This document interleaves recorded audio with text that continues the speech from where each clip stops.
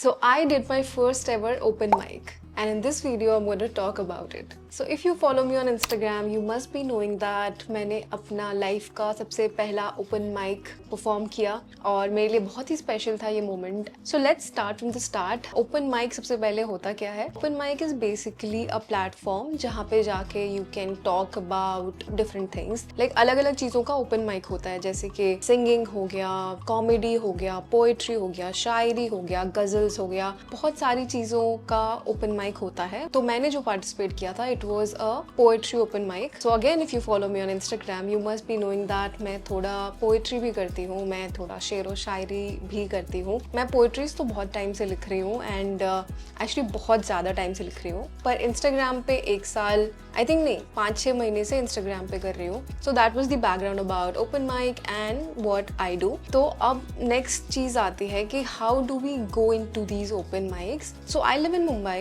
but हर शहर में ये open mics होते रहते हैं. बहुत सारे प्लेटफॉर्म्स हैं जहाँ पे ओपन माइक्स रेगुलरली कंडक्ट होती रहती है. तो if you are interested you can register for it, you can go and you can perform. And तुमने बहुत सारा बुक माई शो में वैसा देखा होगा कि पोइट्री स्पेशल्स होती हैं, कॉमेडी स्पेशल्स होती हैं, जहाँ पे कि सम पॉपुलर और स्पेशल कॉमेडियंस और पोएट्स कम एंड परफॉर्म. तो वो एक स्पेशल होता है which is dedicated to them. तो ऐसा जब सीन होता है तो उसमें you can not go and perform, उसमें बस सुनने के लिए जाना होता है, जैसे हम कॉमेडी शोज में जाते हैं. But if you want to perform you have to look for open mics. तो मेरे दिमाग में बहुत टाइम से चल रहा था कि मुझे लगा कि मैं थोड़ा अच्छा पोएट्री करती हूँ और इंस्टाग्राम पे तो व्यूज़ अच्छे आ जाते हैं काफ़ी, but I wanted to also you know perform it on stage. Okay, so now talking about my feelings, ठीक है, related to this. So what was my feeling, why I booked it and how I felt throughout the journey. Let's talk about that.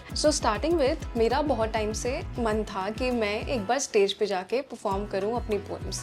पर you know that thing that we all have called self doubt. We all think कि हाँ Instagram पे तो अच्छा चल रहा है, but what if you know real life में लोगों को इतना पसंद ना आए. क्योंकि जब हम ऐसे पोइट्री ओपन माइक सुनते हैं या पोइट्री परफॉर्मेंसेस सुनते हैं तो सबका अलग अलग स्टाइल होता है और मेरा एक अलग स्टाइल है. फिर you know that comparison starts to happen. फिर तुम सोचने लग जाते हो कि ओ नहीं मेरा इतना हाई लेवल का नहीं है, या मेरा इस लेवल का नहीं है, उस लेवल का नहीं है. वो चीज़ें मैंने भी सोची, बहुत टाइम से एक्चुअली चल रहा था मेरे दिमाग में. But again back of the mind था कि मुझे परफॉर्म करना है. So casually while I was scrolling through BookMyShow मुझे एक दिखा ओपनिंग जो कि ओपन माइक हो रहा था and it sounded little interesting.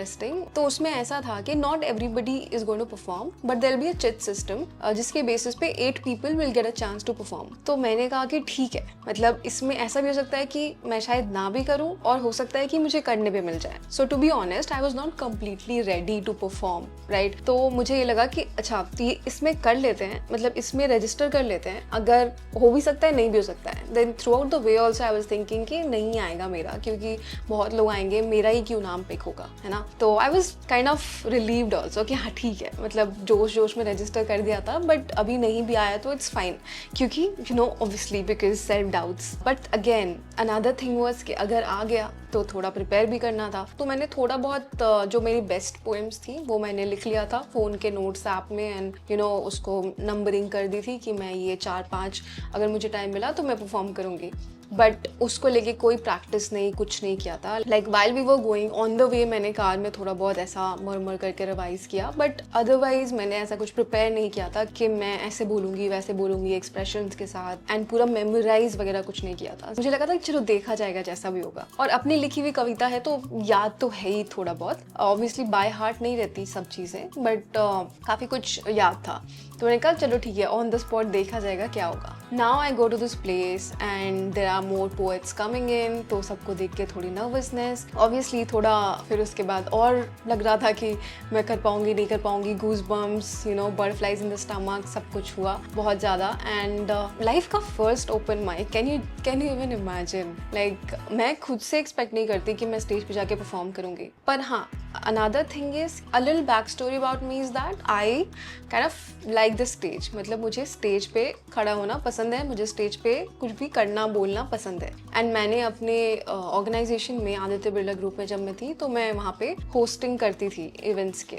The biggest feedback that I get all the time is that I am a different person when I am on stage. ठीक है, तो मुझे कहीं ना कहीं मुझे पसंद भी है स्टेज, तो वो तो था कि स्टेज पे जाऊंगी तो कुछ हो ही जाएगा. But again there was a lot of nervousness and talking to other people. कुछ लोग बहुत कॉन्फिडेंट लग रहे थे, कुछ लोग बहुत बार परफॉर्म करके आए हुए थे, तो obviously there was a lot of doubt. But again I was like कि चलो ठीक है, देखा जाएगा. फिर सबसे बात करके थोड़ा चिल हुआ माहौल. एंड फिर सब लोग बहुत एनकरेज कर रहे थे because obviously everybody was an artist. And artist की जो कम्युनिटी होती है वो बहुत ही एनकरेजिंग एंड अपलिफ्टिंग होती है, which is something that I loved. तो बहुत ही कंफर्टिंग एटमॉस्फेयर बन गया था वहाँ पे शो स्टार्ट होने से पहले. फिर सबने चिट्स पे नाम वाम लिख के डाला. नाउ मेरा कंसर्न ये था कि अगर मेरा आया नाम तो सबसे पहला नहीं आना चाहिए, है ना, क्योंकि लाइफ की पहली परफॉर्मेंस है और सबसे पहला अगर मेरा नाम आ जाए तो मतलब बैंड ही बज जाएगी, है ना. एटलीस्ट 2-3 लोगों का देख के थोड़ा कि कैसे करते हैं, क्योंकि मैंने कभी भी कोई भी ओपन माइक परफॉर्मेंस नहीं देखा है. लाइक पोएट्री परफॉर्मेंस लाइफ में नहीं देखी मैंने. ठीक है, अब मुझे पता भी नहीं है कि लोग कैसे परफॉर्म करते हैं, तो मुझे था कि एटलीस्ट मेरा पहला नहीं आना चाहिए, 1-2 आ जाए उसके बाद मैं देखती हूँ. तो वहाँ के जो ऑर्गेनाइजर्स थे मैंने उनको भी ऐसे धीरे से बोल दिया था कि मेरा पहला मत करना. तो दे वर ऑल्सो लाइक कि let's see, baby it's your lucky day, अगर लकी डे हुआ तो शायद सबसे पहला ही आ जाए तुम्हारा नाम. I was like no. फिर उसके बाद नाम कॉल आउट होना स्टार्ट हुआ. The first performer of the day is Shreyashi. I was frozen, like I was literally frozen. and अभी सोच के भी मुझे ऐसा लग रहा है कि what, ये हुआ था मेरे साथ. I got up but then I was like कि मैं थोड़ा उसको इशारा कर दूँ कि मैं नहीं आ पाऊंगी, किसी और को ले जाओ. But everybody was like ये clapping and come on let's go. बहुत ही अजीब सा सिचुएशन था. और फिर मुझे लगा कि तो ऐसा लगता है ना कि एग्जाम बस स्टार्ट होने वाला है, just push yourself and just go for it. तो फिर मैंने पता नहीं कहाँ से हिम्मत आई. I just walked up to the stage and got up on the stage and बस फिर बोला मैंने सबको कि मेरा लाइफ का पहला परफॉर्मेंस है. And then everybody was like ये वो and everybody was cheering and encouraging. तो उससे काफ़ी अच्छा लगा ऑब्वियसली. एंड फिर मैंने परफॉर्म किया. 1-2 पोएम बोलने के बाद मेरा कॉन्फिडेंस बढ़ता गया एंड देन थोड़ा बेटर होता गया परफॉर्मेंस.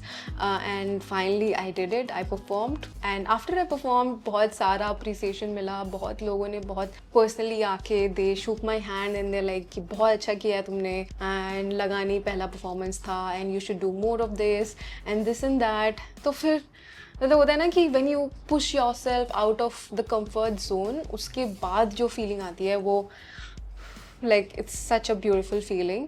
जैसे कि एक छोटा एग्जांपल इसका है कि डेली जब हम जिम जाते हैं तो हम जाना नहीं चाहते, आलस हो रहा होता है. बट एक बार जिम करके जब वापस आते हो तो जो फीलिंग आती है ना, तो वही वाली फीलिंग थी बहुत लार्ज स्केल पे.